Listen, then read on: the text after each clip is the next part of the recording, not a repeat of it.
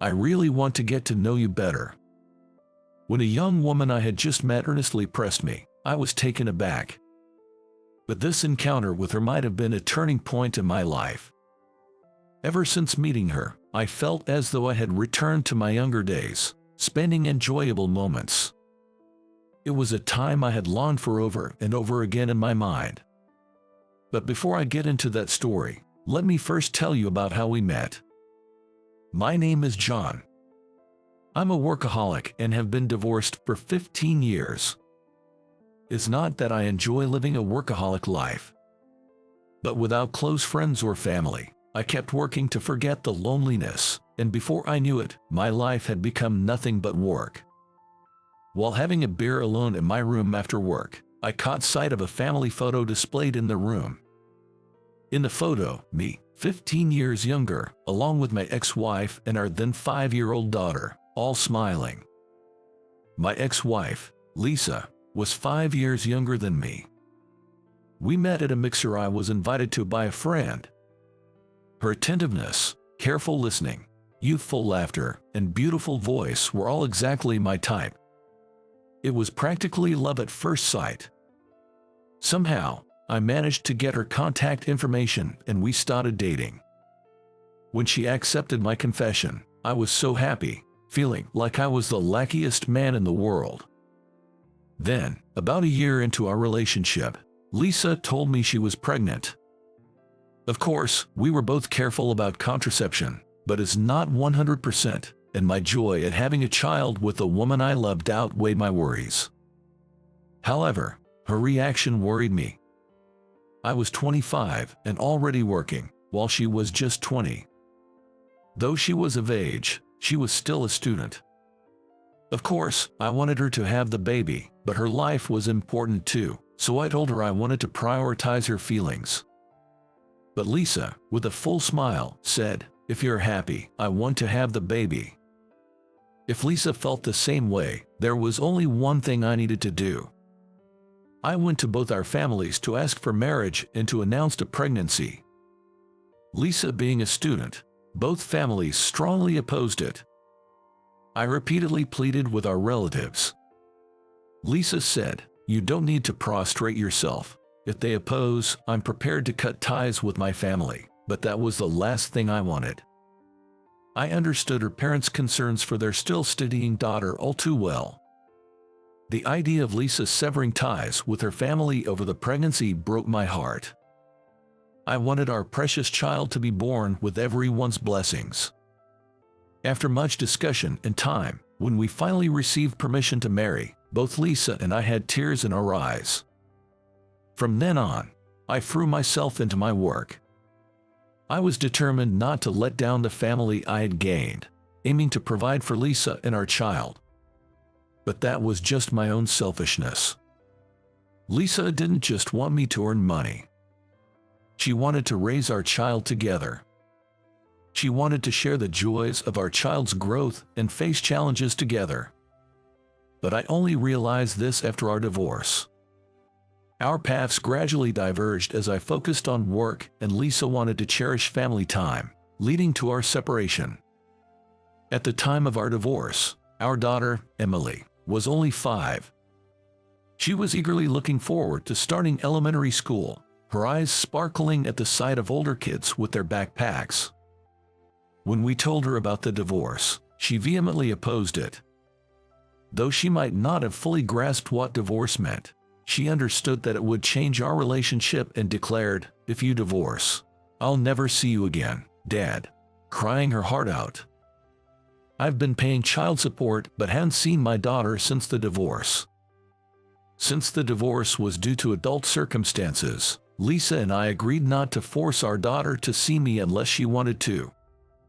Of course, I want to see her. But I couldn't disregard my daughter's wishes any further after hurting her with the divorce. My daughter Emily will turn 20 this year. As long as she's doing well, that's all that matters to me. I send a letter to Lisa once a month, coinciding with when I make the child support payment. The letters are filled with trivial matters like is Emily doing well, and has she caught a cold? While I could send messages via phone or email, Lisa once said, "I feel that a letter written by someone themselves conveys more emotion than phone calls or emails. I have no intention of starting over. Even from afar, if my wish for Lisa and Emily's happiness gets through, I'd be happy." One day, amidst the monotony of everyday life, I met a woman. She seemed troubled by a man persistently talking to her in the middle of the street, but upon closer inspection, I was astonished, because she bore a striking resemblance to a young Lisa. That's why I intervened between the man and the woman. It's not right to persistently bother a woman who is clearly not interested. People are watching. The man seemed to realize he was being stared at by bystanders and quickly left, relieved that the situation didn't escalate. My relief was short-lived when suddenly, the woman I had helped grabbed my arm tightly and exclaimed, "Come with me." Caught off guard by the sudden request, she then firmly grabbed my arms with both hands and pressed, "I want to know more about you." Her face indeed resembled a young Lisa.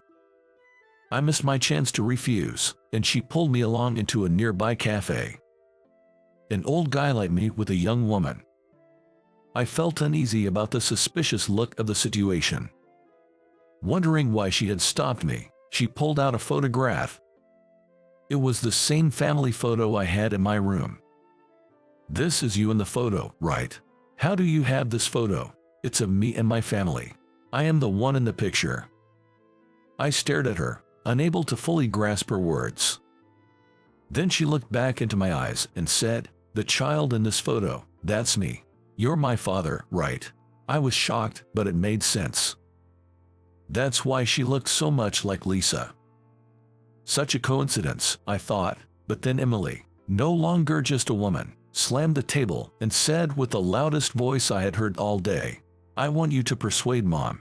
And just when I was surprised to meet my daughter, Emily dropped an even bigger bombshell. "I'm pregnant, by the way. Not married yet, but planning to." Emily is currently 20 years old. She said she would have graduated by the time of the birth, but she's still a student now. Her partner is a freelancer. They both want to have and raise the child, but Lisa hasn't given her blessing. Mom says, "You should graduate from school and work as a member of society first. You can have and raise children after that. You've never worked and are still a child, right? Do you think you can raise a child, even though I'm already an adult?" Emily explained. It was all too similar to when Lisa and I decided to marry. Despite facing so much opposition, our marriage only lasted 5 years, and after that, Lisa was left to raise our child alone. It must have been incredibly tough. Having married young and known the difficulties of raising a child, perhaps she couldn't easily agree to it. "I was wondering how to persuade her when I met you," Emily said. "But I've been divorced for 15 years now and wasn't able to help with raising you. I have no right to say anything," I replied. "That's exactly why you should listen to me. Your daughter's request now. Persuade Mom," Emily insisted. I couldn't come up with a response and ended up being dragged to Lisa and Emily's home. The name on the door plate hadn't changed. Even though Lisa and I had no relationship anymore, I felt relieved to know she hadn't remarried. Seeing Lisa after so long, she had aged gracefully. Then, seeing me, her eyes widened in surprise. "Why are you two together? Have you been in touch?" Feeling awkward, I looked down and said, "We just happened to meet." I didn't recognize her, but Emily approached me. "I was surprised to run into you too. I had only ever seen you in photos, so it was a shock to see you there. But I thought this could be a chance to talk to Mom." "What's going to change by me talking to her?" Emily seemed a bit angry at Lisa's words. "After all, you two overcame everyone's objections to get married when you were 20, right? Just like me now. Why are you only opposing me when you both got married and had a child?" Lisa sighed deeply. "It's not about me. I'm opposing because I think you're still a child, and raising a child would be impossible for you. Whether you bring him or your father here, my mind won't change." Hearing Lisa's dismissive tone, Emily stormed out of the house. An awkward silence lingered between Lisa and me. I could understand both of their points of view, but I felt there was more to Lisa's objections. Lisa touching her arm while talking was a habit she had when she wanted to say something but was holding back or swallowing her words. "You haven't changed," I said. Lisa gave a small laugh. "That's a lie. I've changed.